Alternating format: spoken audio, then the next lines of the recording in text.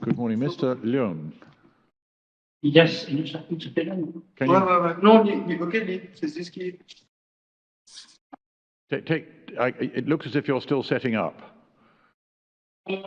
changing places. So. Slide issue. Yeah.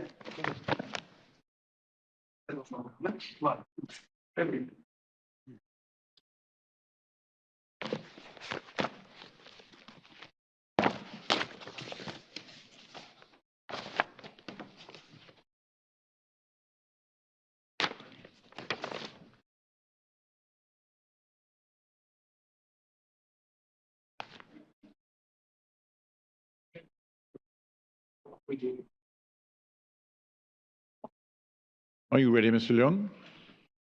1 minute, please.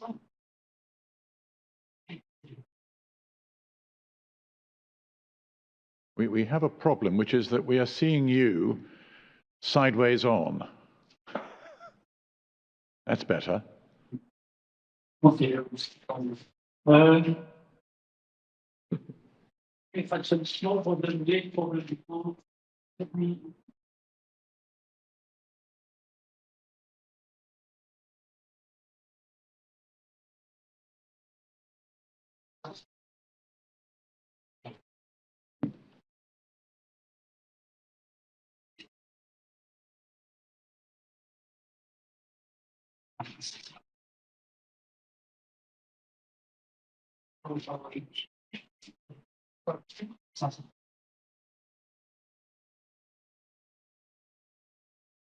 Right, okay, thank you. Are you ready to proceed, Mr. Leung? Yes, ready. Good. Well, we're going to hear your submissions first. Can you hear everything clearly from our end? Yes, I can.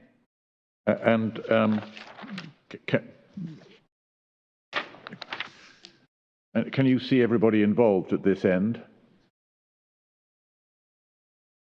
Yes, it's okay.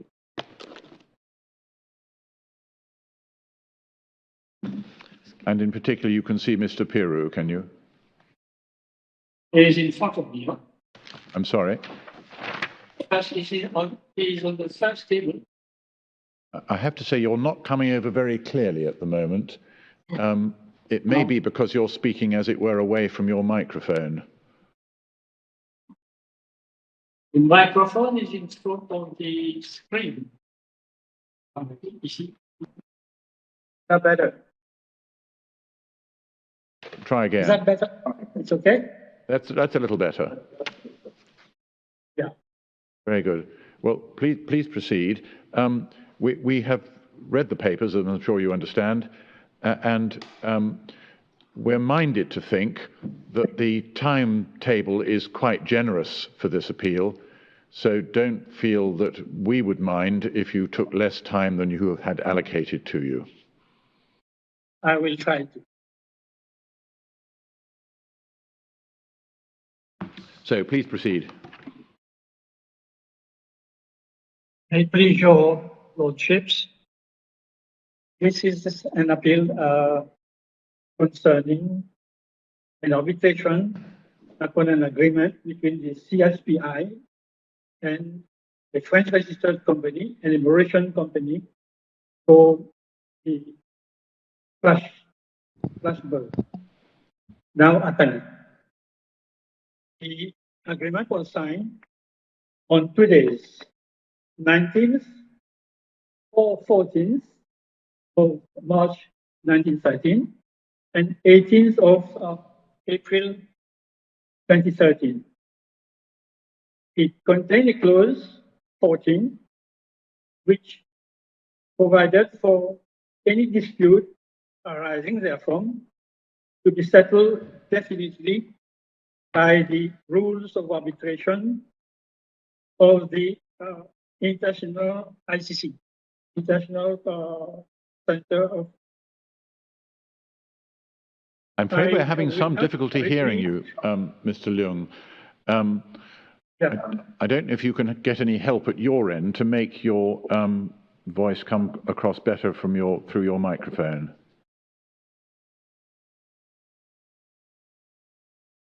Let's see.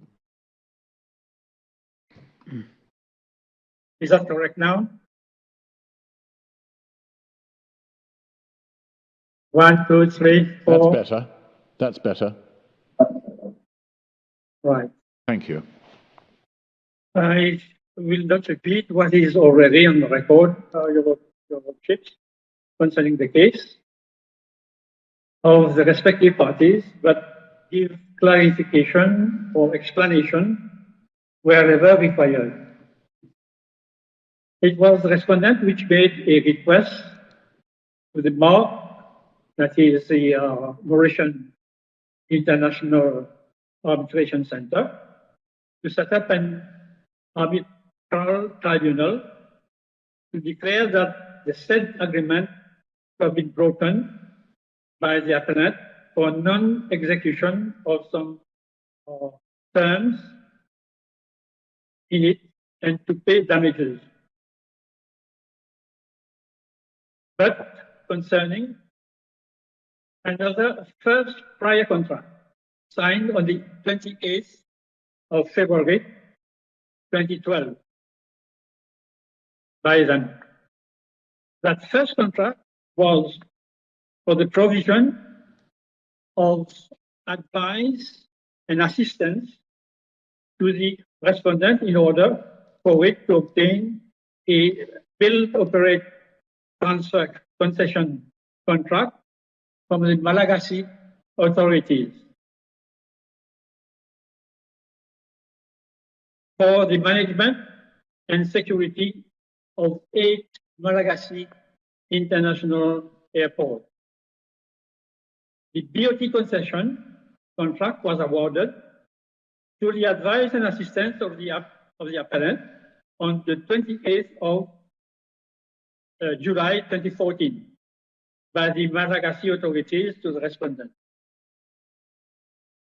The first contract having thus been executed by the appellant was annulled and replaced by the second contract, which made provisions for services to be provided by the appellant in the future. The services were to be requested by the respondent, identified by both parties, agreed upon by them, and reduced into writing. After the remuneration for same would have been agreed upon. No such written contracts have been produced by the respondent and put in evidence.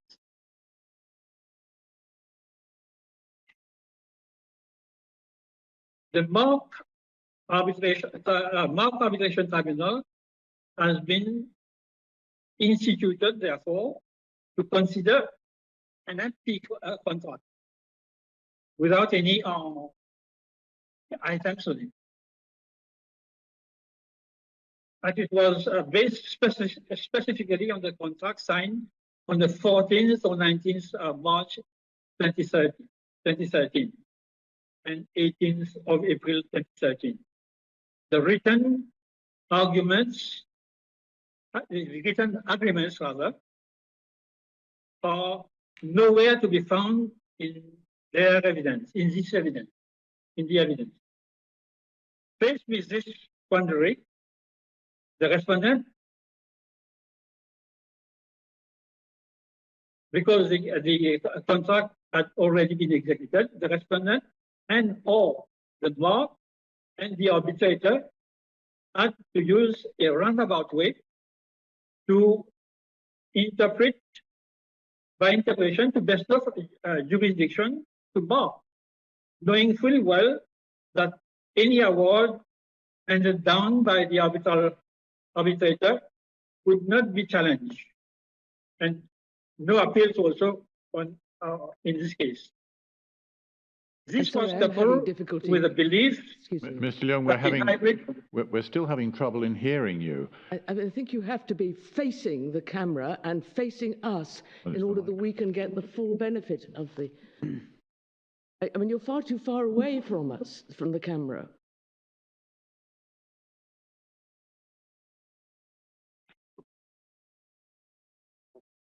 The camera is not on the laptop, it's somewhere else.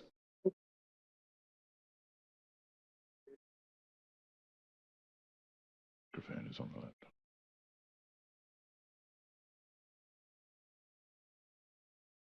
Where is the microphone situated that you are using, Mr. Leung?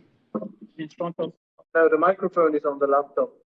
Yes, I thought it probably was. Yeah. Where was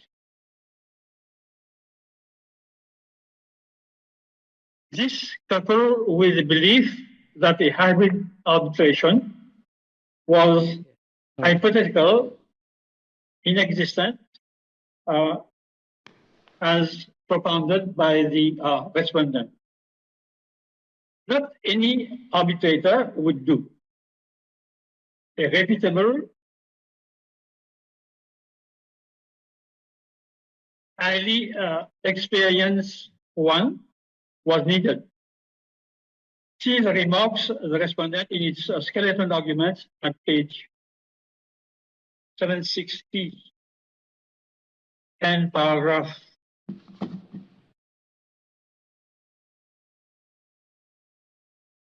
130.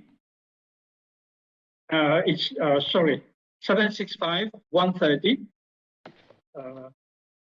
This remark, incidentally, according to the appellant, is why the PCA, that is the Permanent Court of Arbitration, legal advisors,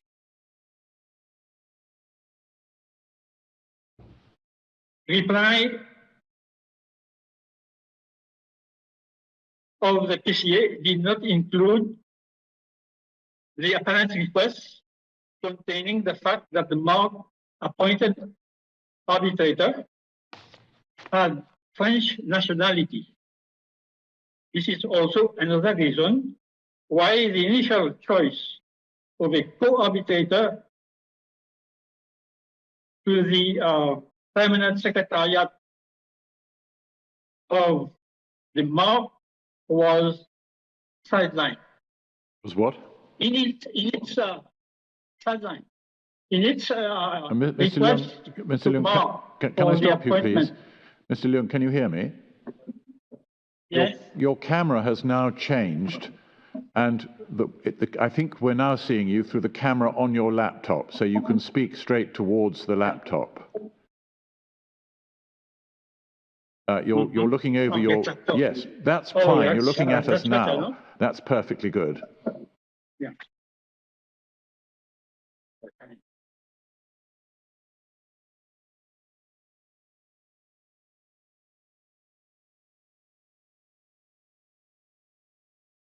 In its request to the MARC for the appointment of an arbitral tribunal, it is specifically mentioned that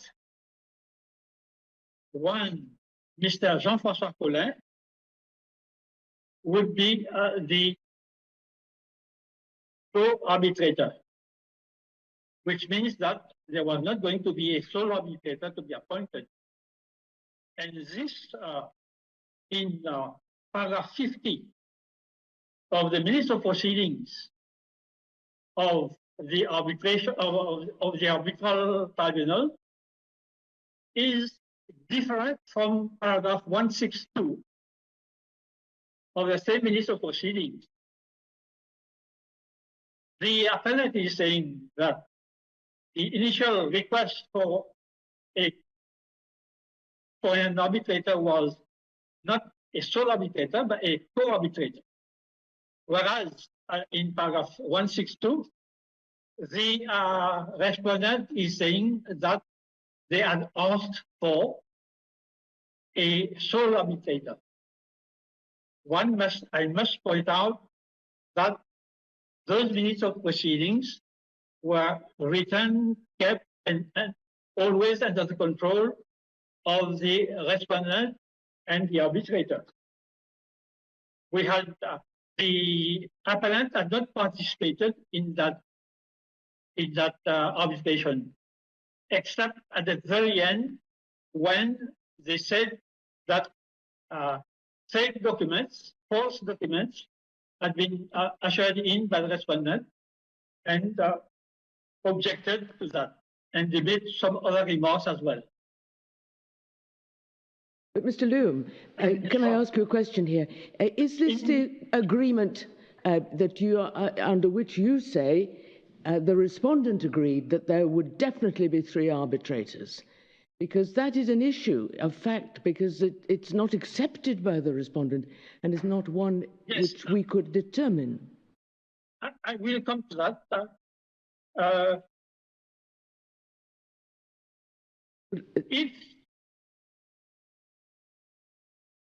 If paragraph 50 is correct, when the respondent asks for the appointment of a co-arbitrator cannot stand alone. He has to be at least 3.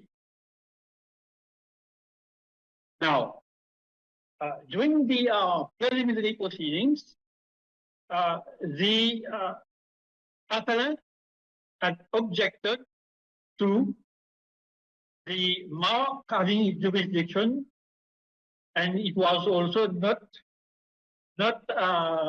given the juridical seat for the arbitration. Yes, and you went to the ICC, and as I understood it from the ICC's document, the ICC in Paris, I mean, the ICC said it was a correct appointment. The request to the ICC by the appellant is supposed to be on record, but it is not. If your lordships will have a look at the end of the brief, it is mentioned that the request is a document to be attached. In French, there is PJ, that is pièce jointe. Which page are you asking us to look at, Mr. Leung? Using the electronic page numbers, please. Wait a minute, please.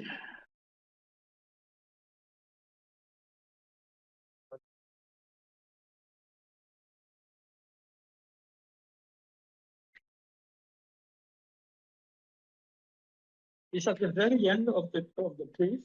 Sorry, I can't hear you. It's at the very end of the brief.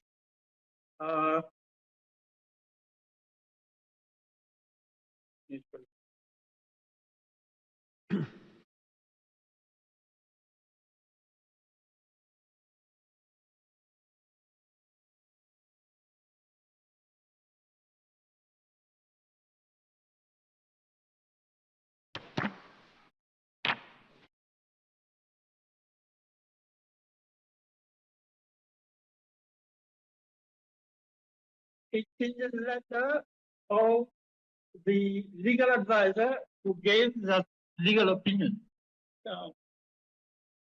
It's on page 735. Thank you.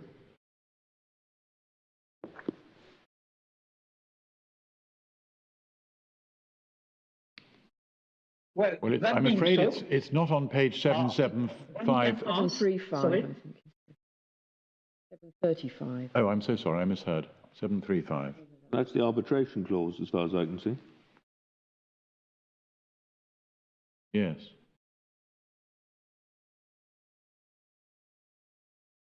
And in that letter, You mean 750 of the electronic numbering?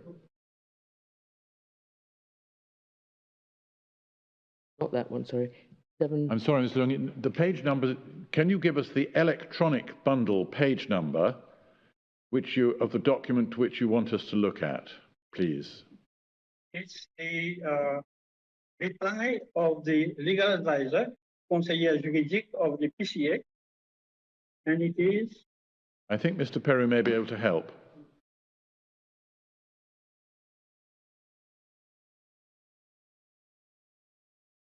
Thank you. 739 or 744, 739, 744. Well, on page 740, we have, I think, the end of a letter. This is the document I was referring to. 739. My assistant says it's 739. Right.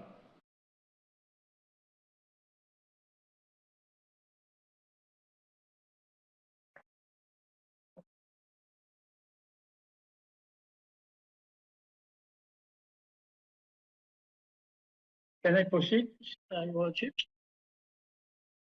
Well, it's actually I who raised this question because the ICC response was that the appointment had been in accordance with the Act, Article 12(4)(c) of the Act. I'm sorry, Your Ladyship, I can't hear you. I'm sorry. It's a bit, Your submission is that there was an agreement between the parties that there should be 3 arbitrators. yes. That is disputed, and there isn't a finding of fact on it, as I understand it. This means that the arbitrator appointed was not qualified to be a sole arbitrator. Not only a sole arbitrator, but even a co-arbitrator. But this is not the point. We are allowed to challenge that award. I'm sorry, Mr. Leung, I have no idea what the point is you're making at the moment. Can you explain what point, what submission you're making to us? What are you asking us to find or accept? So this is to show that there was something strange going on. Well, we're not interested whether there was something with strange going on. We're interested in whether there was an error of law by the Supreme Court. Yes, I'll return to that. The agreement, there were negotiations between the parties following the objections of the appellant to assume jurisdiction, not the appellant, for the mark to assume jurisdiction.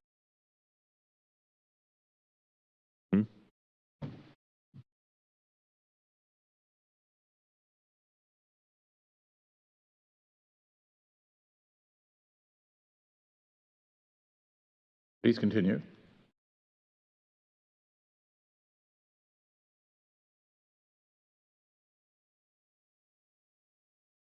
And they were negotiating. At one point, the appellant, by way of a compromise, suggested that he was not going to object anymore on the mark assuming jurisdiction, provided 3 arbitrators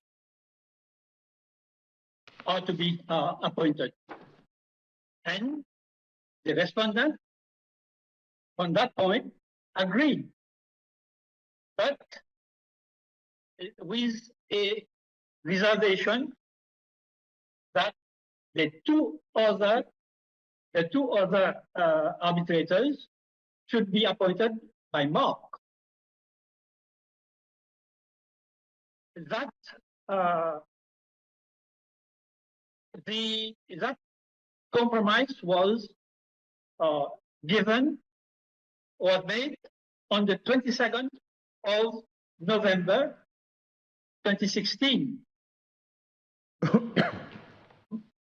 And that remains like that. And in January, 11th of January, 10th or 11th of January, the appellant sent its request for the PCA to intervene. And the reply came on the 20th, what I already referred to. That reply was sent to the parties. But what is important is that that reply was not that request was not dealt with by the PCA. The International Arbitration Act, Section 2, says that the PCA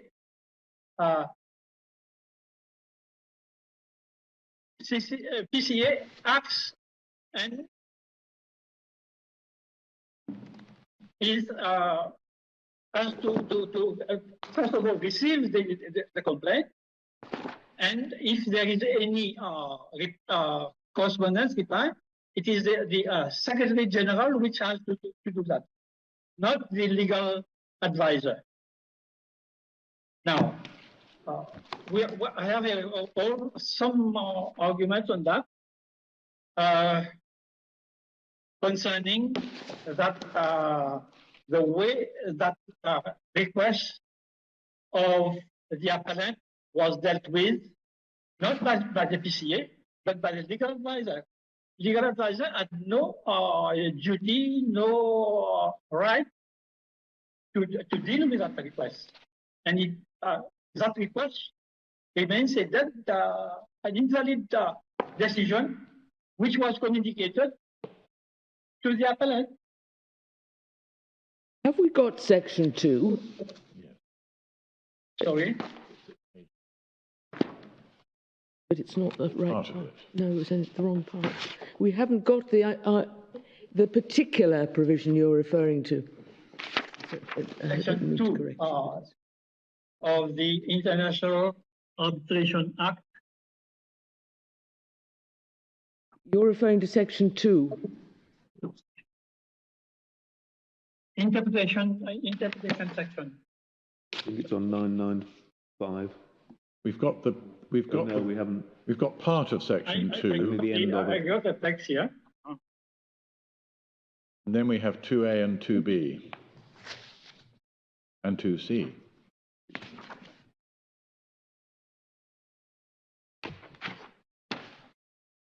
PCA on page 5 of the law.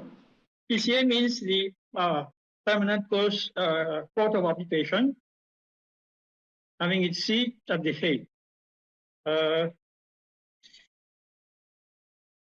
Mr. Leung, we're looking for Section 2 of the International Arbitration Act.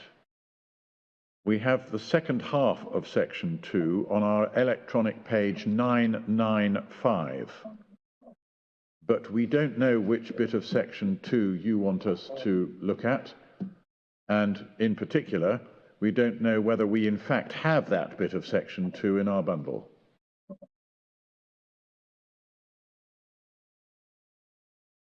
I'm trying to retrieve it. As I understand it, the application to the PCA was made under Section 12(4) at page 999. Is that right? Section 12, you mean?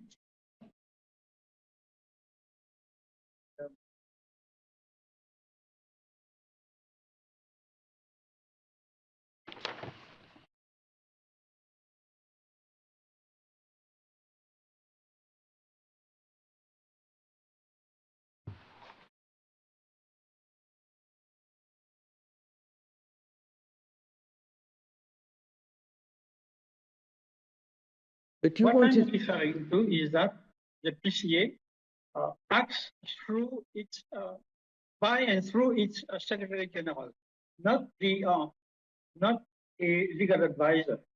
But there's no reference to the Secretary General in Section 2. To Section 4, which my Lord referred to.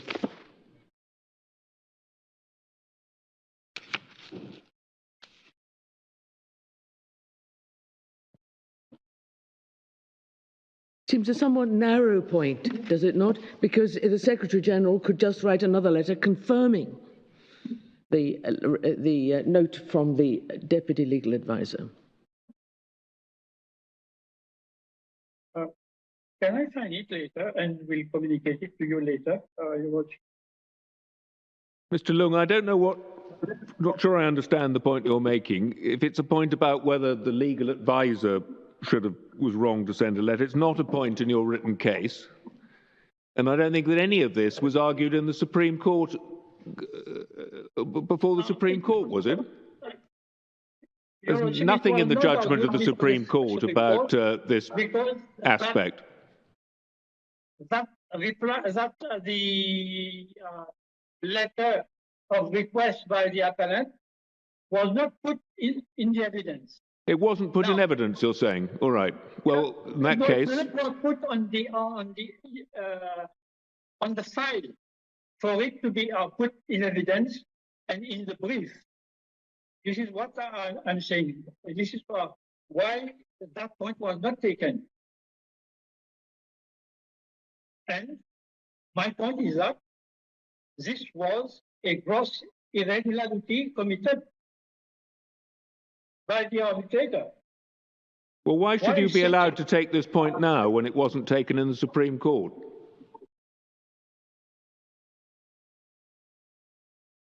Sorry? Why should you be allowed to take this point now on an appeal when it wasn't taken before the Supreme Court? Because it was hidden it was not put on record for a proper consideration of that case. But your client was aware of all the facts in the Supreme Court. If it wanted to argue this, it could have done. But it has chosen not to.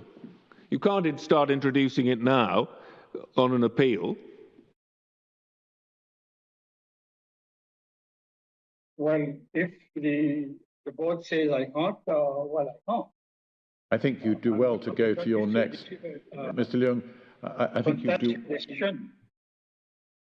I May I think proceed, Your Lordship, sir? Mr. Leung, I think you would do well to go to your next point. On the question, on the question of interpretation by the Supreme Court, the Supreme Court decided that the arbitral clause was clear. It said a plain reading of the arbitral clause showed that the number of arbitrators was either one or three, one or more.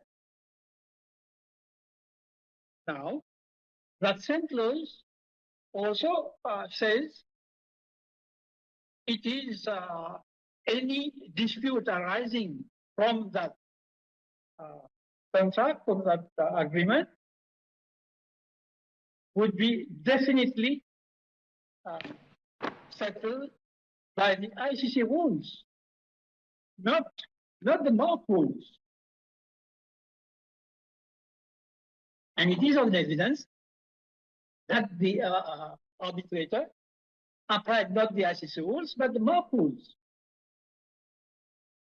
which upsets the whole proceedings, renders it illegal. Well, there's another way of looking at it, isn't there, Mr. Loon? I don't know whether this is... Our point is not that. Our point is that the arbitral procedure was not applied. What the procedural what the rules had to be applied? The ICC rules, not the MARC rules. Could I put a point to you, Mr. Loom? Yes, please. If I may, I hope I'm not taking you out of your way, but I'd be interested to know what you say, and in a way this ties in with what the arbitrator was saying. When we get to clause 14, and I'm now looking at 735 of the electronic bundle, this is the central matter in this case, this clause. The point is made... Page 735, yeah. Page 735 is clause 14. So you're looking at the hard copy. In the hard copy, it's 730.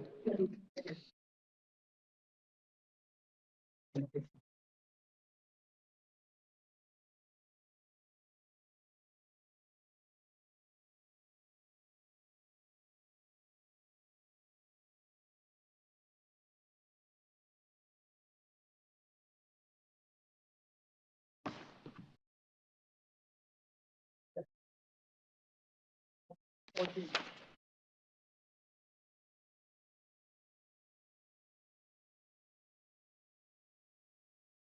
Clause 14 says, any dispute arising from the present contract in relation to the latter, such as in case of clauses, shall be definitely resolved according to the arbitration regulation of the International Chamber of Commerce. Yes, absolutely. 5 or more arbitrators appointed in conformity with that regulation. And the law applicable shall be the Malagasy law. Right, but can I just ask you to look at the clause before the passage you've just read out, which says Mauritius has a permanent court of arbitration at the Chamber of Commerce and Industry. Yes, it was not given jurisdiction. Yes, and then Mauritius as a court of arbitration was just mentioned to say that the court of arbitration existed in Mauritius. But absolutely, but it was mentioned not given to it, and juridical seat was not given to Mark. Okay, but it was just mentioned as just its existence was mentioned, and when further down it says the arbitration shall be done in Port Louis or Mauritius. This was the geographical location where the arbitration was to be done.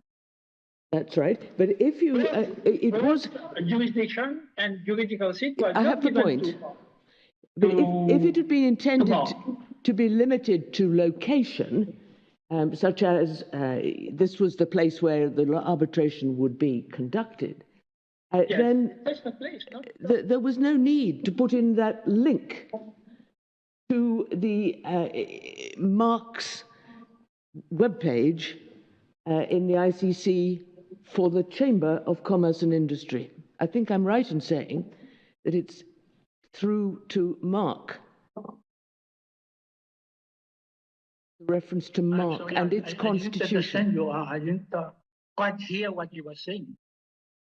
I'm sorry about that. Let me try, Mr. Leung. Can you hear me all right?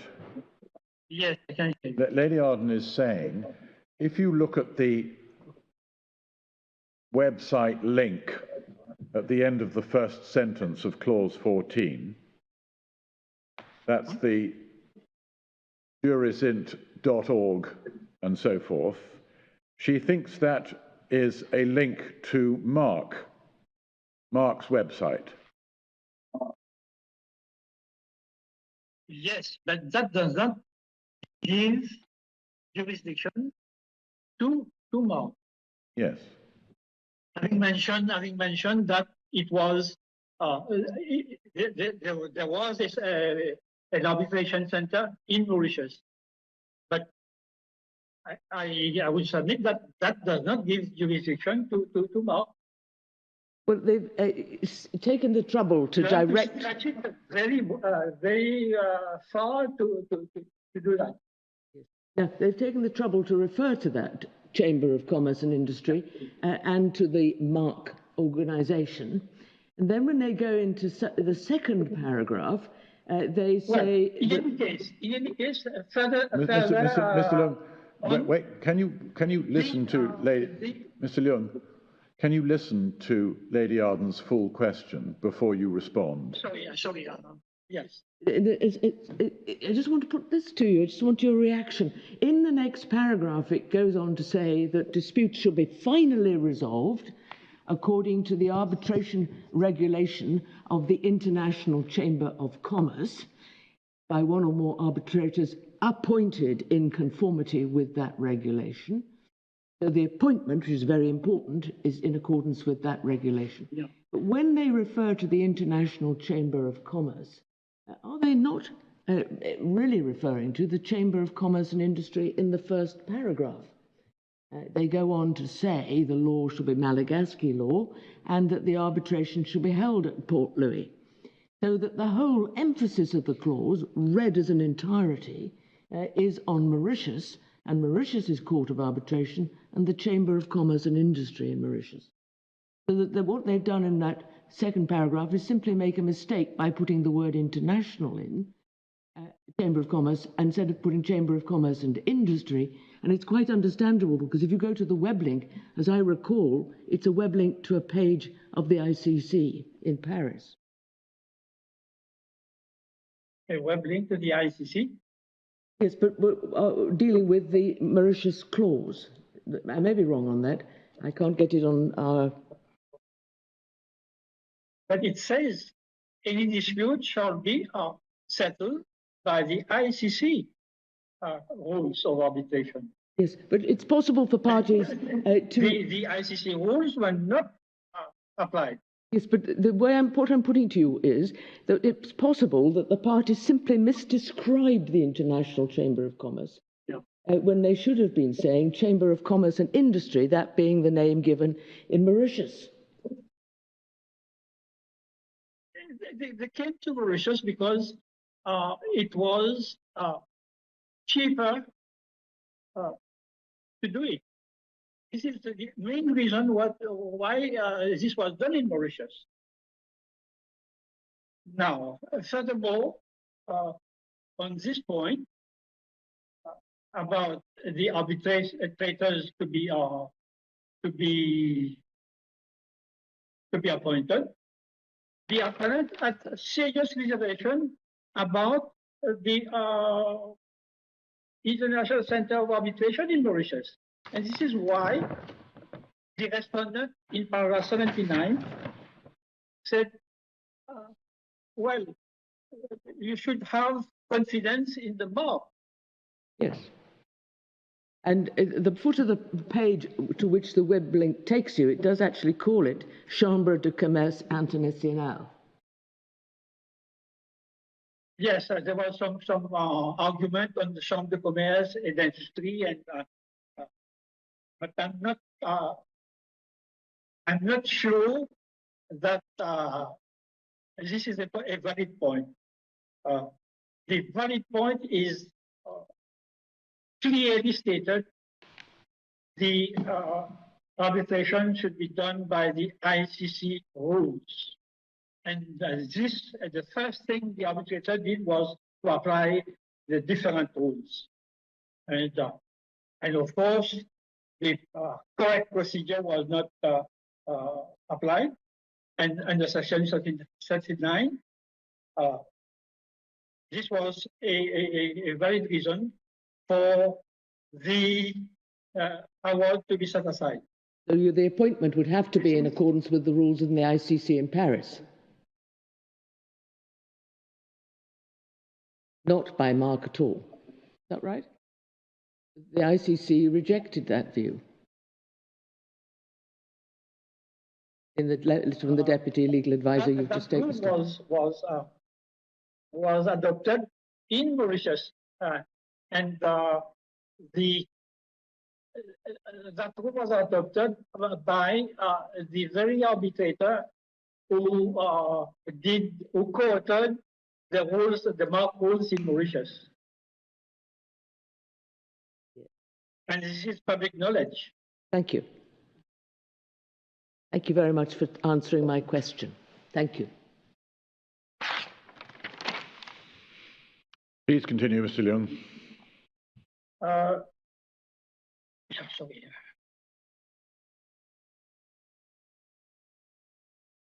Now, what the respondent was saying is that if hybrid arbitration did not exist in 2012, and if your lordship will have a look at the skeleton arguments of the respondent, it's an addendum to the brief.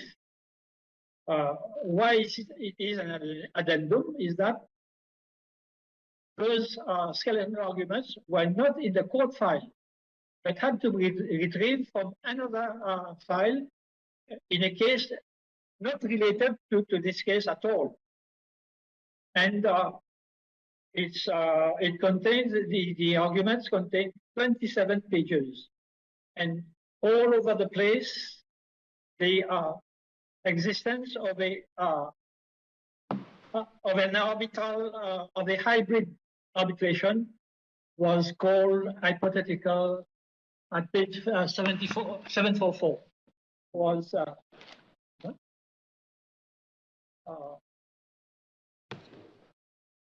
hybrid arbitration did not exist, and yet counsel for the respondent also said that the you have to use the same thing afterwards.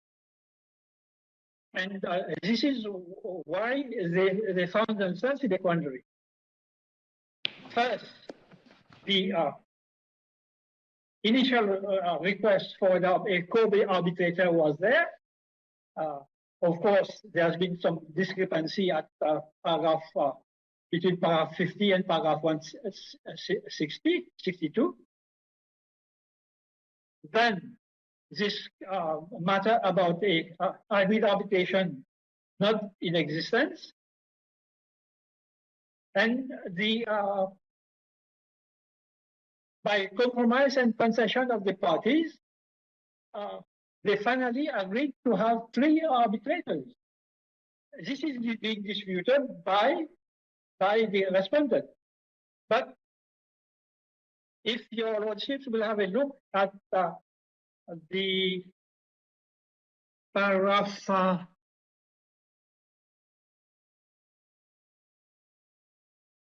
on the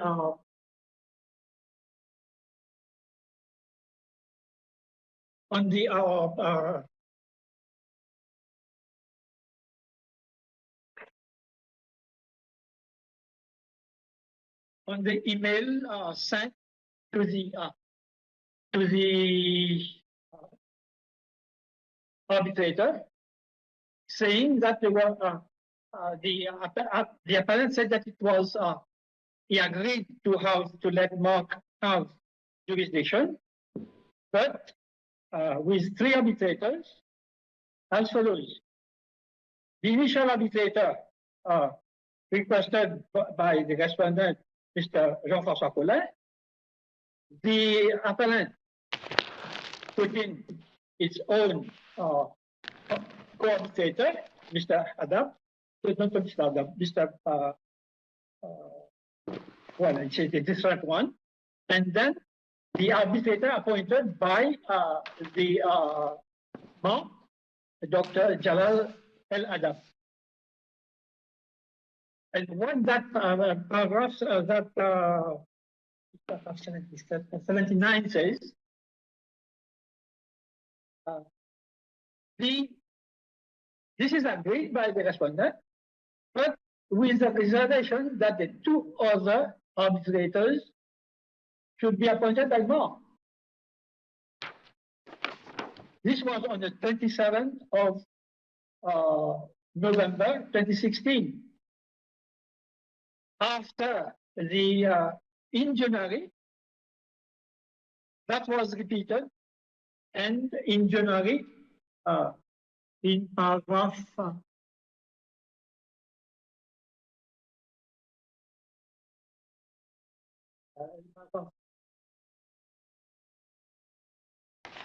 it was 560, paragraph 79. But then the negotiations continued, and it was only in January that finally the arbitral tribunal was appointed. I've explained it in my submission.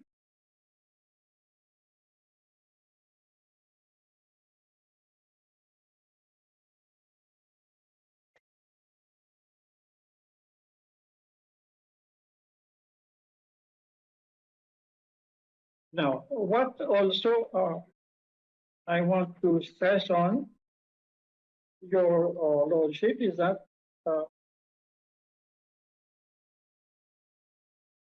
the respondent repeatedly harped on a false averment that the appellant had propounded that under the ICC, an ICC appointed arbitral tribunal would necessarily appoint 3 arbitrators when this was very far from the truth. Nowhere in the affidavits of the appellant, in its oral submission by its counsel, or in skeleton arguments, as this as the appellant made such a proposition.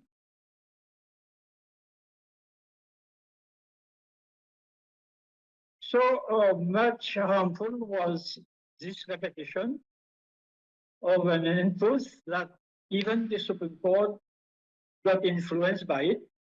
And when they added their bit, they said that systematically, or the appellant had systematically and necessarily said that 3 arbitrators would have to be appointed.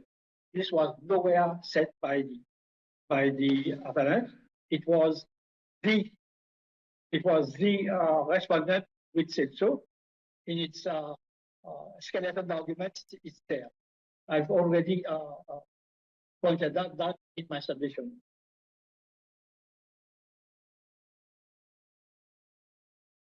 This arbitration, Your Worship, was not a simple one. It amply qualified to have 3 arbitrators, and it was by the amount involved, and which was calculated by the respondent itself, one of its counsel, Malagasy counsel, at more than $100,000 million US dollars. That arbitration involves several legal systems of laws, Mauritian, French, Malagasy, English common law, interpretation of arbitral law, and equity also, because Mauritius is a mixture of all French, English law, and even other countries. This is why it is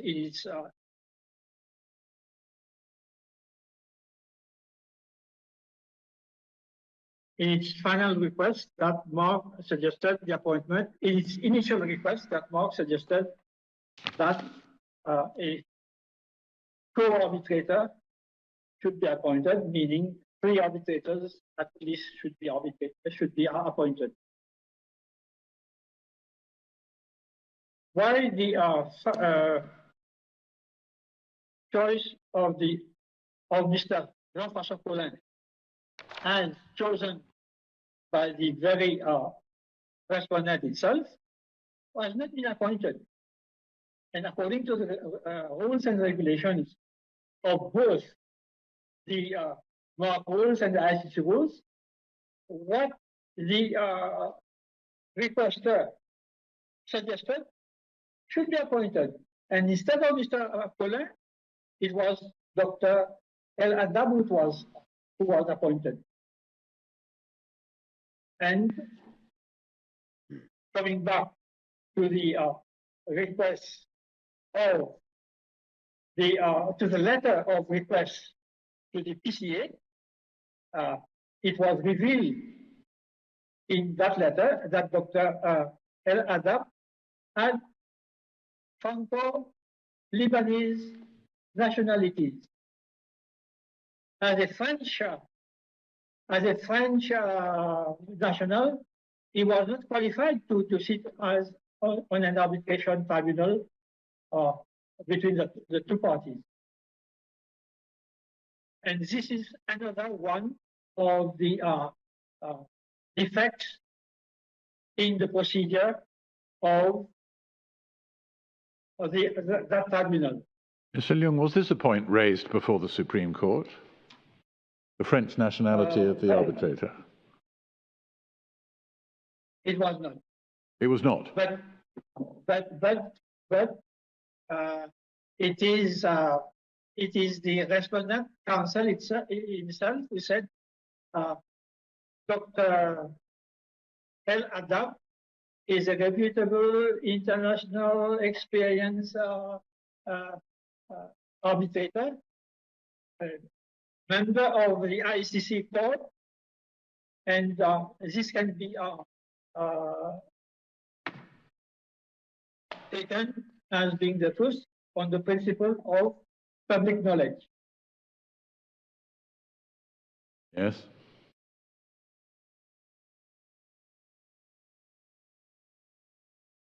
Your Lordship's the request of the well, until now, before I leave Mr. Colin, until now, no explanation at all has been given why Mr. Colin was not appointed. I'm sorry, can you say that again?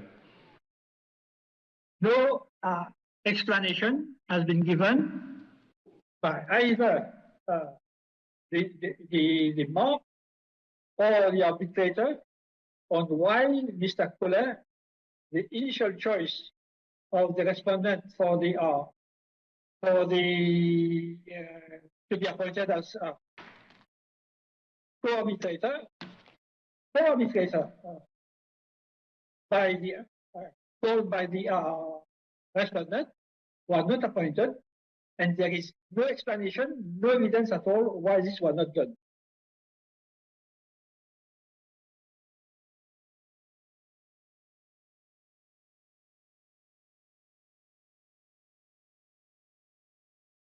And what also is of importance is that the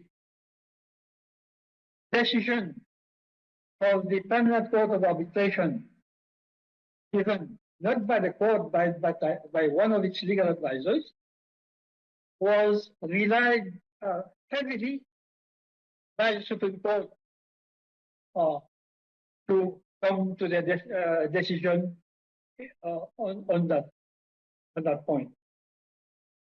The judgment of the Supreme Court is there to see, for everyone to see.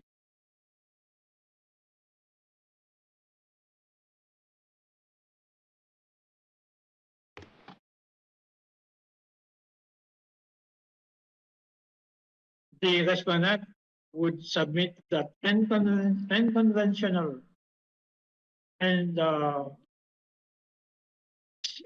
bit far from straightforward circumstances have surrounded the this arbitration. I'm sorry, Mr. Leung, I'm not sure which of your grounds of appeal you're addressing at the moment. Which of the four grounds are you currently making submissions on? Well, the four grounds can be taken together. This is what even the respondent had suggested in its statement. Well, we can't take them together. We have to consider the separate points separately. Yeah. Now, which one are you addressing at the moment?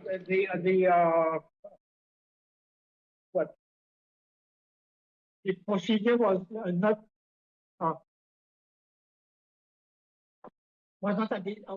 the proper one adopted by the arbitrator. Sorry, I'm not sure which ground you're identifying. 1, 2, 3, or 4? Well, in this address, I was on all four. Yes, but at the if you want, if you need me to. Mr. Leung, we've read the grounds of appeal. At a time. Can you just listen to me a minute? We've of course read the four grounds of appeal, and we of course understand that you want to make submissions about all of them. But it would help us greatly when you are making a submission if you explain which of those four grounds of appeal is supported by the submission which you are making. Well, the fact that the proper rules were not applied, the interpretation which was done was not even necessary, even according to the Supreme Court. The verse 14 on a plain reading was clear, and the procedure adopted was more rules, and even those rules of mark were not properly adhered to. But you say that, but the mark could appoint just one arbitrator, couldn't it? And your agreement so allows. No, the mark rules, that compromise and concession were not adopted, were not agreed to by the respondent, and it was the mark and its permanent secretariat which refused to implement the agreement of the parties. Yes. And according to the rules, the first thing is for an arbitral tribunal to appoint, to obey the agreement of the parties, implement the agreement of the parties. And why this was not done remains a mystery to the appellant. And finally, it was MARC and its secretariat which refused to do that. It was not a simple ignorance of that, but they refused to appoint. But you simply left matters as they stood and ceased to have any involvement in the arbitration, which allowed it to go ahead. Surely you were bound to do something if you said that the appointment was invalid. Satisfied that this arbitration was not going to be done correctly. And this is why they just said, we are not going to be part of that. Well, at risk of a judgment, an award being made. To now challenge that award. Well, could it not be said that you should have done that at the outset? There is some reference. They were being listened to right from the beginning. Were they being listened to? No, the evidence is there. It was MARC Permanent Secretariat which ran the show, and when the show run by the MARC and its Permanent Secretary, they were joining by the arbitrator. I don't see how this award can be left to stand on what has taken place in this arbitration, your lordships. If I may now answer what the respondent has, the remarks made by the respondents on this arbitration.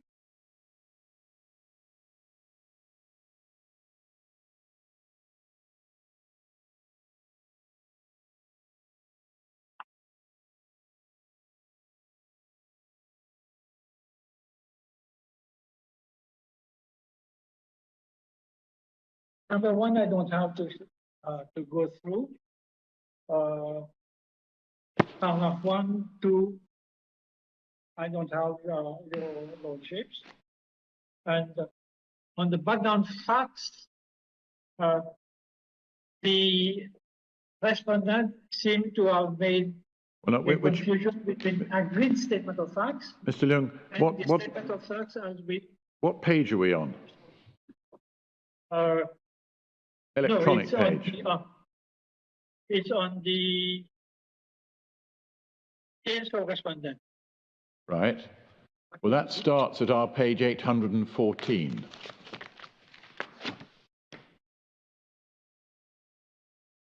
And which paragraph of the respondent's case are you referring to? I'm now on the background facts. Well, yes, I've got that's paragraph 3 on page 816. It starts at 116. 113. 813. It starts at 814. Yes, but we're on background facts, start at page 816. 16. The respondent seemed to have made a confusion about agreed statement of facts which were communicated some months ago. And now the last month or the month before, the statement of facts as or scheduled argument as put in by the respondent. Paragraph 4, A, B, C, I don't have to dispute that. But on paragraph 4D, the respondent says a dispute has arisen between the parties. I've already alluded to that. There was no dispute which has arisen between the parties on that contract, on the first contract.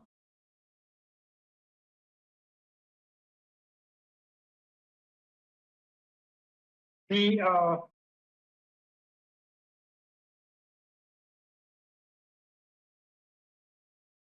says also that on the basis of an allegation of non-payment of the respondent, the appellant had sought and obtained provisional measures in France against the respondent for the payment of a provision.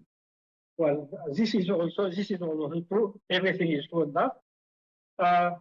In paragraph 4E, the respondent says between 4th of June 2016 and 17th of March 2017, while an appeal against the provisional measure was pending, the appellant had made several seizure applications against the assets of the respondent. This is true, Your Lordship.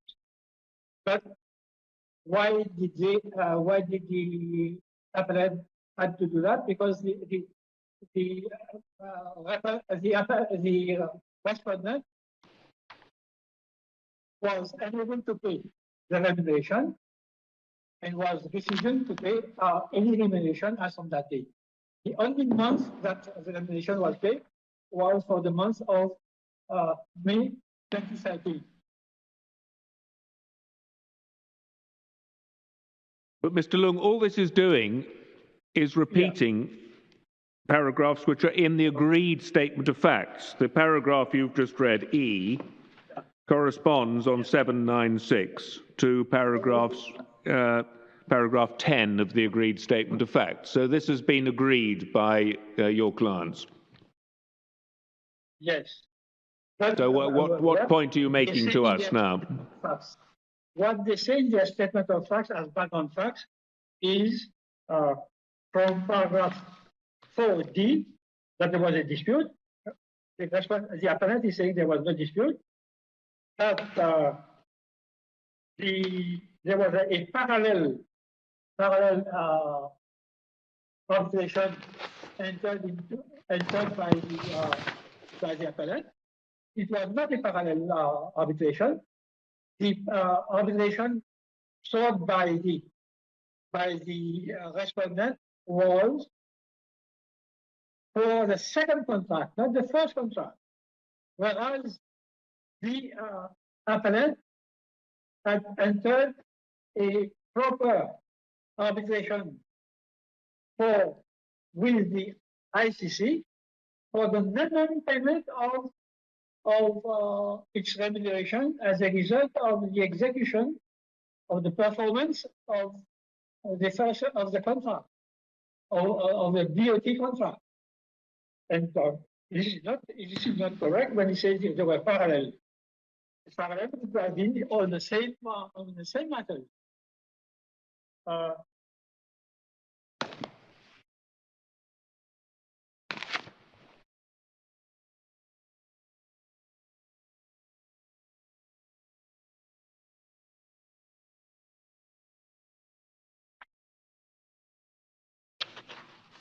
Your Lordships, I don't have to go on the legal framework. There doesn't seem to be any dispute on that. But on the submission of the respondent,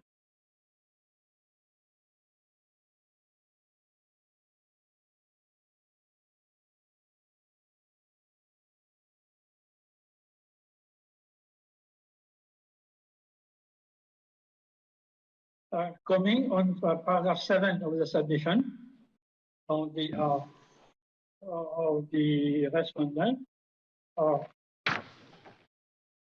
they said the interpretation of the arbitration clause and the Supreme Court did not make such a determination. First, the appellant had not submitted the entire arbitration file to the Supreme Court for it to be able to review the arbitrator's decision. I've already mentioned that, but I need to say that this arbitration file was under the custody written by the arbitrator and put in a file from which the appellant had to make the brief. And the brief was not made physically made by the appellant, but by officers of the Supreme Court of Mauritius, where the file was kept. And now, when the respondent says that it is the responsibility of the appellant for not having submitted the entire arbitration file, this is not warranted at all. The point, Mr. Leung, the point that they're making here is that your ground one, which challenges the fact that the Supreme Court decided not to interpret the arbitral clause because they thought it didn't make any difference whether it was the ICC or the MARC rules applied, that here the respondent is saying, well, you didn't ask them to interpret the clause because your appeal was on the basis of a failure to follow the procedure that the parties had agreed. That's the point that's being made. It's not a point that's criticizing you for not putting the file in. Of the respondent, seriousness of the respondent about criticizing the appellant for not putting the entire arbitration file, when the source of what they are saying, what they were complaining about, is their own doing.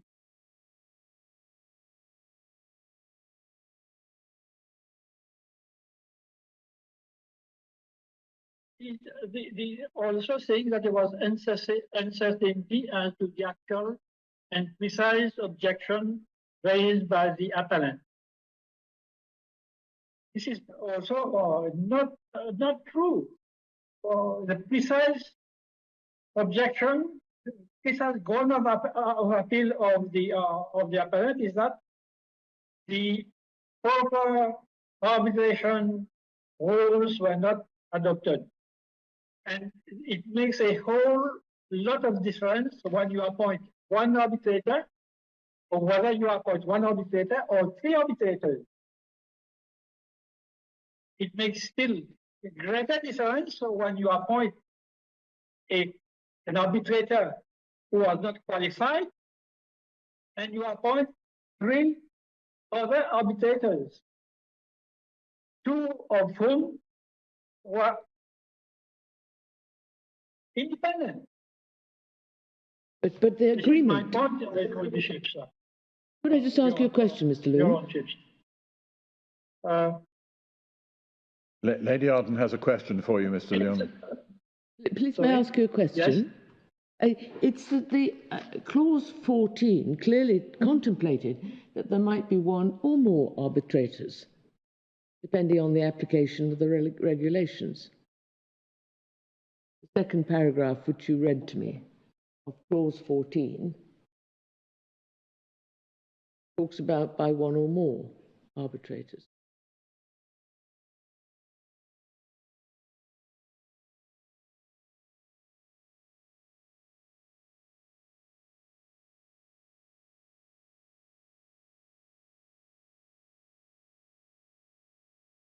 I think Lady Arden is asking whether you agree with her that the arbitration clause in the contract provided for the appointment of one or more arbitrators.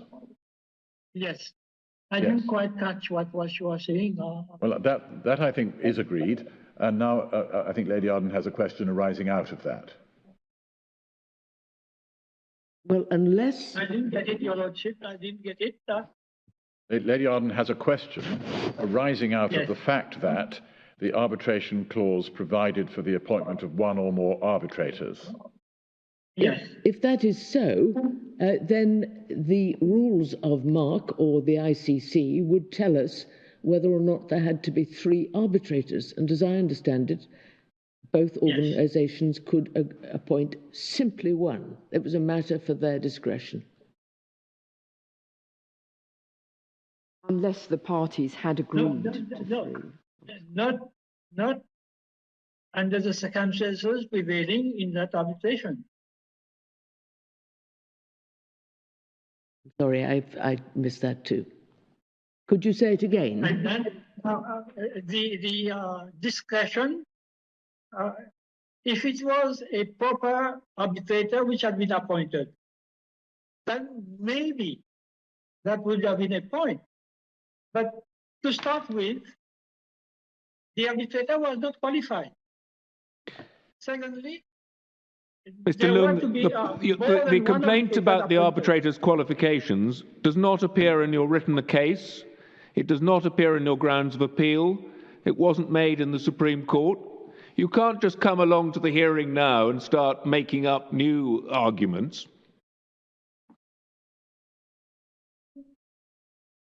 Your Lordship, as part of the background of that case, the appellate's case rests on the proper arbitral rules were not adopted. And this point is just as a matter of the background to that arbitration.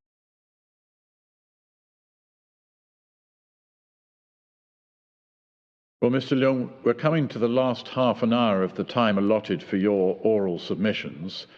It would probably help us if you concentrated on the foreground rather than the background. Yeah. You mean to say that I should go over the 4 grounds? No, I'm simply saying that in the time which is remaining to you, it's probably best not to worry too much about the background and just stick to the main questions and the main issues arising on this appeal. The main issue, as I've told you, is that the proper arbitration rules were not applied. Yes, we understand that. This went on to the occurrence of the different matters, irregular matters which occurred in the proceedings. Rounds 1 and 2 maybe point to the same thing. But what I want to refer your lordships to is ground 4. When especially in ground 4, when the appellant told the arbitrator that fake documents, false documents have been put in, what did the arbitrator do? It did nothing. What it did was to allow the fake documents to be withdrawn at its request. And the respondent said, well, they don't add anything to that, to the debate, and I want to retrieve them. And he allowed them to, he allowed those documents to be restored. What was the proper thing to do? That necessitated a police inquiry and not allow the false documents to be withdrawn and prevent any police cases being made.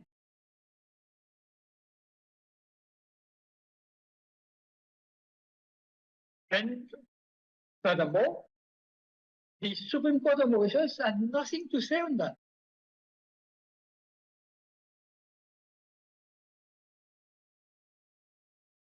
This thing having taken place in Mauritius, that was a proper criminal case for the police to intervene, to make an inquiry and to intervene. And in any case, this the arbitral tribunal is a quasi judicial body. And what was the respondent trying to do? To unduly influence the arbitrator in his decision. Probably he thought that since the appellant had not taken part in the proceedings, nobody would find it out. And this is an additional reason to show the mentality and the of the respondent.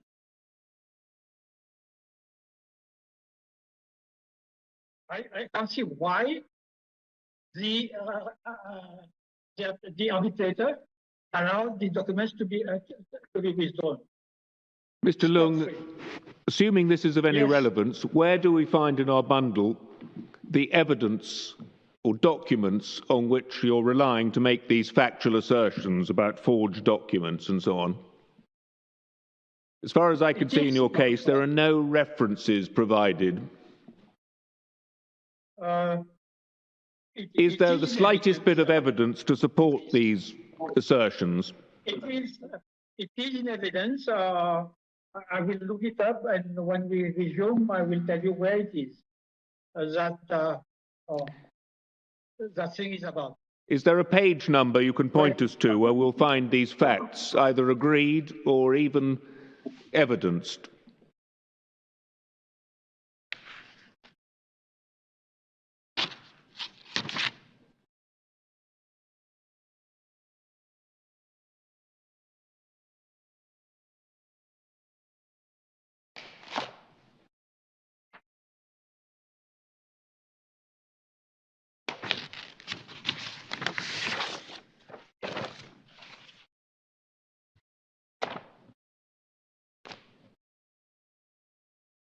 At the beginning of the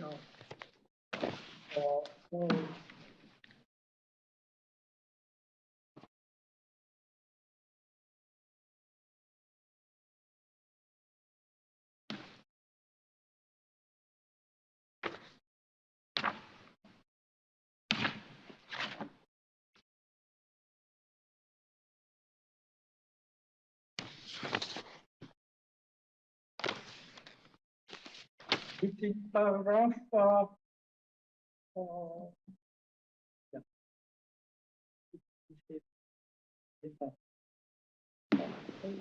paragraph 110.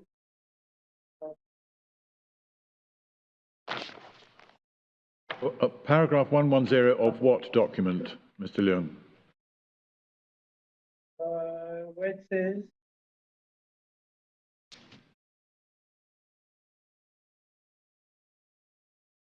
the award.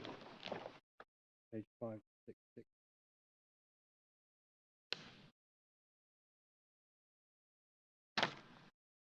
the respondent as far as said that the communication of the false documents have been done in good faith. and asked for it to be retrieved, and it was allowed to retrieve them.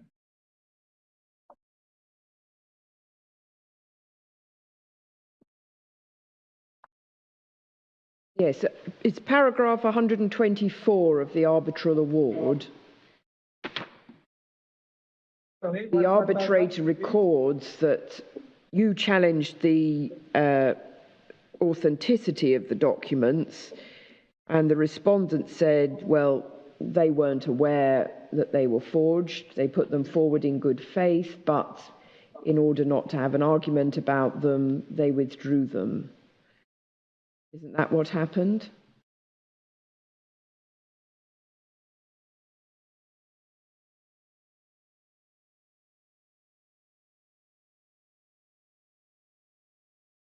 Page 561, 566.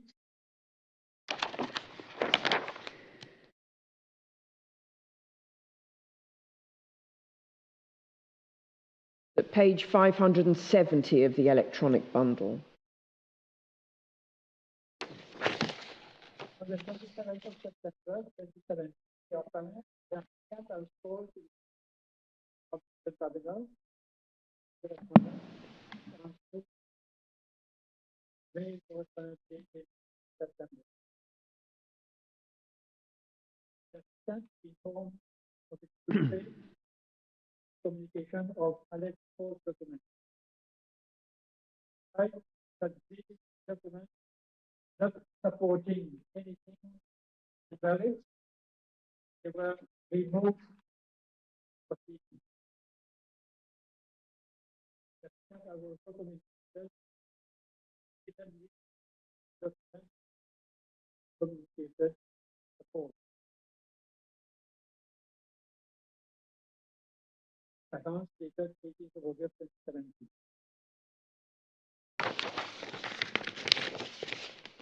On the other hand, the applicant has made known suspension participation of the respondent in the proceeding.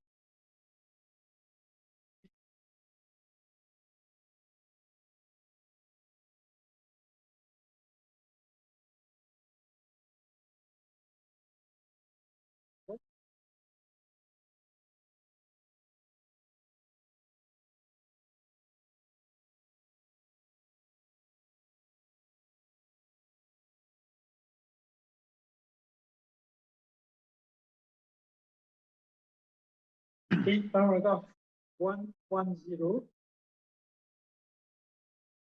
Mr. Leung, you're almost out of your camera's visibility and well away from your microphone. It helps if we can both see you and you're near your microphone. Yeah. The question is, apart from paragraph 124 of the award on page 570 of the electronic bundle, is there any other evidential material which makes good this complaint about forged documents?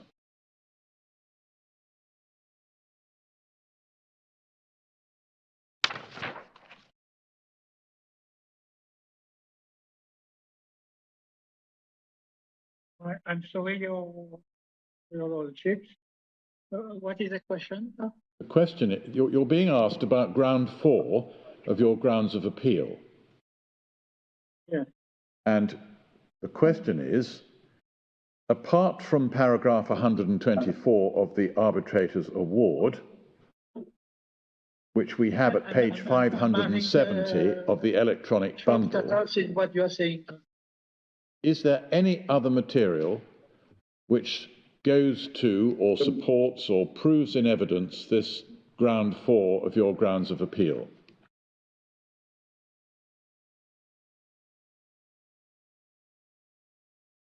You mean to say that these documents were not spurious, was that false? Yes.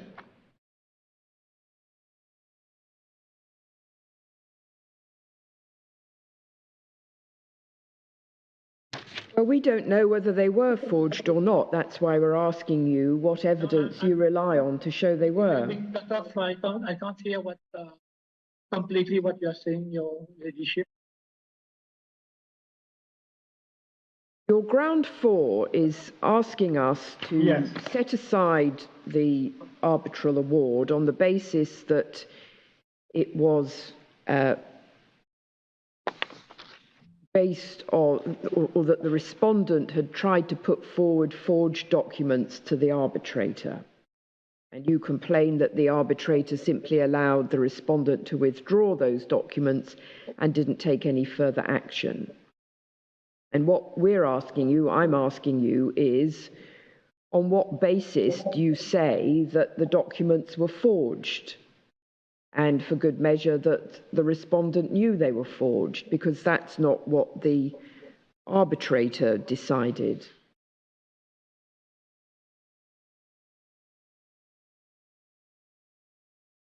Because they were false, why the respondent withdrew them? Well, the respondent withdrew them so as not to have any issue about it. That's what was said. It was content for the arbitrator not to need to get into that. And the arbitrator treated your communication as admissible, even though you weren't participating in the arbitration, and the documents were withdrawn. The matter is more serious than that. The respondent knew or thought that the appellant was not participating in that document. And this is what we call, he tried to put a false one on the respondent. Why do you say that? What is the basis of you saying that? You're saying that, but we can't just go on your say-so. What is the basis for you saying that? Where in the papers do we find something to support that submission of yours?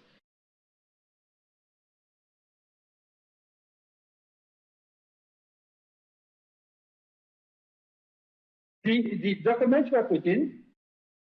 The appellant says those documents are false. And the arbitrator went to the respondent and said, what are you doing? You are putting in false documents. And he said, I want to read them. They don't have anything to the debate. Well, if they didn't have, those documents didn't have anything to do with the debate, why in the first place did he put them in? Thank you. I have a question for you as well, Mr. Leung. Was this question of forged documents part of your application to the Supreme Court? I've looked at the notice of motion and it doesn't appear there. Can you point to any other document by which this question of forged documents was drawn to the Supreme Court's attention?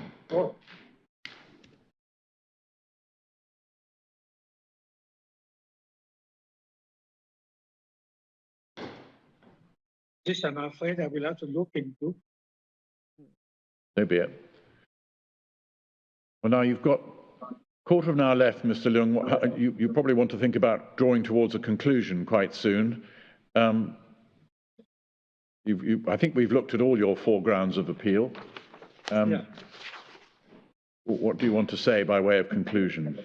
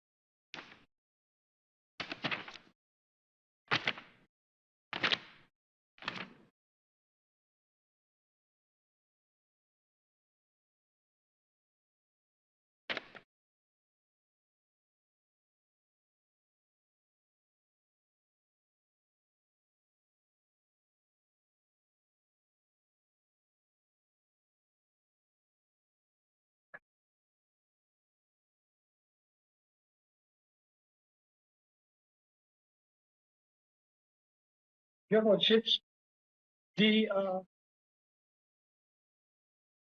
appeal is based on the fact that the proper procedure was not adhered to. What the proper procedure was for any dispute to be settled by the application of the ICC rules. The ICC rules were not adhered to, was not even applied. The arbitrator started by using the MARC rules.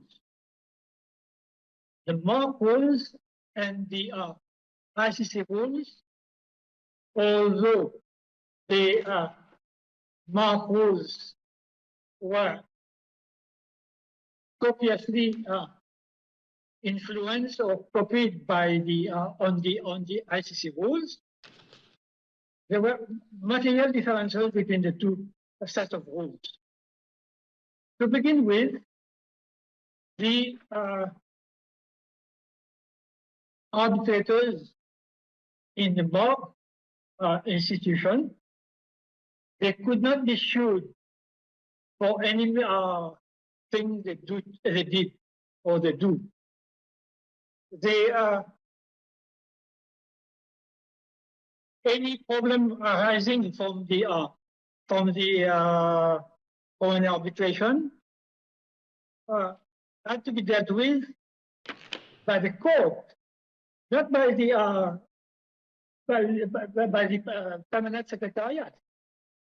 The secretariat now is composed of lay officers, whereas for the ICC,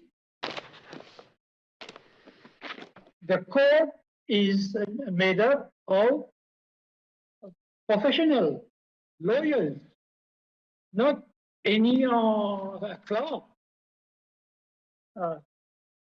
Thirdly, the PCA, the Permanent Court of Arbitration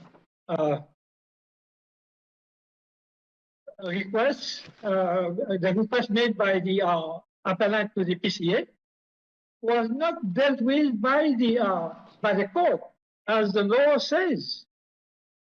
It was dealt with by a legal advisor within a matter of weeks, without the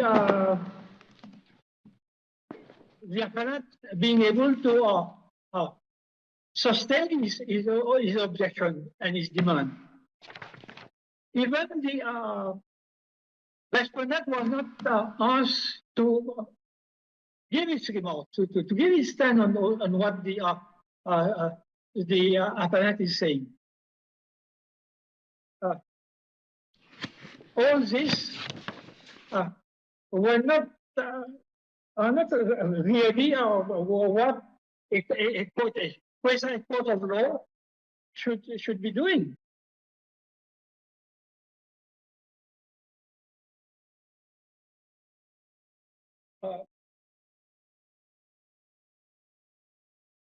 Another point is that, to start with, the arbitrator, the sole arbitrator appointed, was not even qualified. He had the same nationality as one of the parties, as the respondent. Well, you have said that several times before, Mr. Leung. Yeah.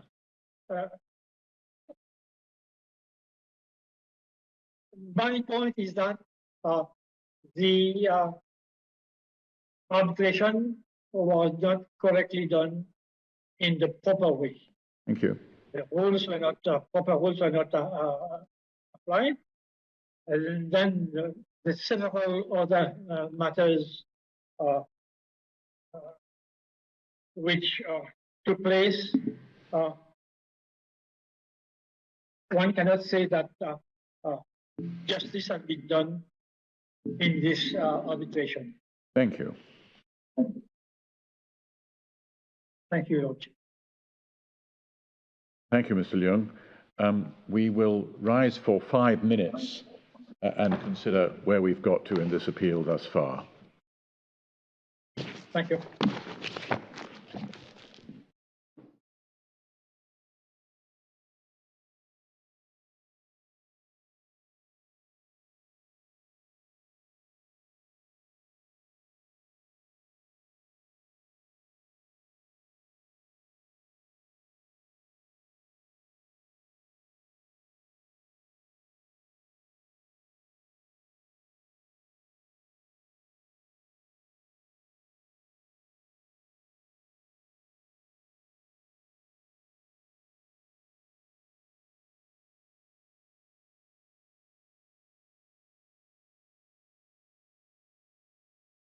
Mr. Piru, we've considered the matter during the short time we took outside, and our conclusion is that we want to ask you to address us on one point only, please. Yes, my lord. And it's this. While Mr. Leung was making his submissions, Lady Arden put to him that one possible view of the construction of Clause 14 was that, from a grammatical point of view, the second sentence contained a mistake and should be understood and construed to be a reference to Mark rather than the ICC. I hope I've summarized Lady Arden's point correctly. Mr. Leung responded to that. Our question for you is, do you wish us to consider that question of construction and rely upon it, bearing in mind that it's not, I think, in your case, and there isn't a respondent's notice? Yes, my lords, my ladies. I'm not saying we necessarily will, but as a matter of fact, it is not in the respondent's case because this issue was not argued upon at first instance by the appellant. And I believe that the arbitrator had determined this issue and had the same reading as Lady Arden in his award. And to actually refer to my learned friend for the appellant's comments in relation to the file, the arbitration file not being provided to the Supreme Court, and this is what the respondent has submitted in its case. The appellant has not supplied the full arbitration record to the Supreme Court at first instance in order for the Supreme Court to properly review the arbitrator's decision in that regard. I don't really follow that because it's a matter of what the clause should be interpreted to mean. It is, my lord. And was it, did you in the Supreme Court, did your client seek to defend the arbitrator's interpretation or a similar interpretation under which the clause should be read as referring in the second paragraph, intended to refer in the second paragraph to Mark? No, my lord, that issue did not arise at first instance. In fact, may I draw your attention to page 336 of the bundle, and that page is part of the skeleton arguments filed by the appellant at first instance. And around the middle of the page, there is the title, "The Sole Issue to be Determined." Sorry, which paragraph? It's just before paragraph 8 of page 336. Yes, I got it, yes. So the title is "The Sole Issue to be Determined." So at that stage in the proceedings, the appellant had reduced its case to one single issue. But it's not taking the hybrid point there. It's Saying the arbitration is not praying for an order declaring that on the true construction the arbitration was to be administered by the ICC. yes, so And it is rather odd, isn't it, that the agreement is come to in 2013, and in Sigma, which I think is the first hybrid arbitration, isn't decided until 2017, 2018? yes, it is quite recent, I believe, as well. So one wouldn't have thought the parties necessarily had this point in mind, or at least intended to rely on it.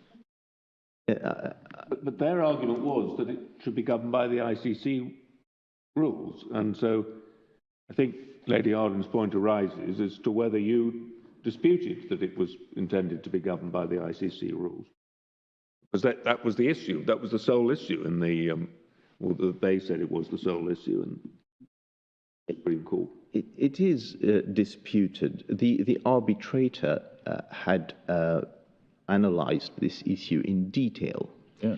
And when the arbitrator looked at the ICC rules, his view was that the ICC did not permit the use of the ICC by any other arbitral institution.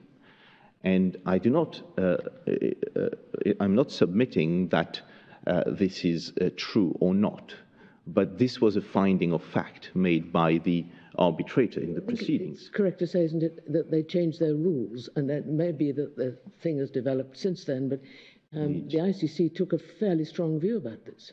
Yes, and the ICC inserted this prohibition in their rules. And when the arbitrator looked at the MARC rules, it also somehow seemed to say that these rules, in fact, it says that if a party chooses MARC, then mandatorily its rules will apply. So there was some sort of contradiction, and the arbitrator applying Mauritian law to the arbitration clause, the rules of interpretation of contracts to the arbitration clause, determined that the parties must have made a mistake in inserting ICC rules in the second paragraph of the arbitration clause because of this contradiction. They could not have meant that. But the question we're asking you, Mr. Peru, is whether you want us to reach that conclusion. In other words, that the second sentence of Clause 14 was not intended to be a reference to the ICC rules.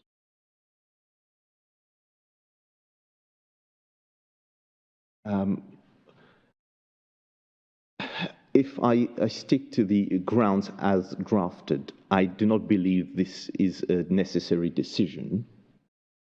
However,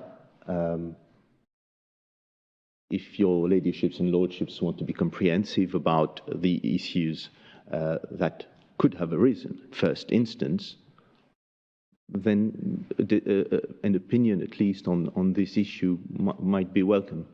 MARC is an important institution, as I understand it, in Mauritius for the purposes of dispute resolution. It is. And it has been established relatively recently, but hopefully will go from strength to strength. Is this point of any importance going forward, or is this just a one-off clause?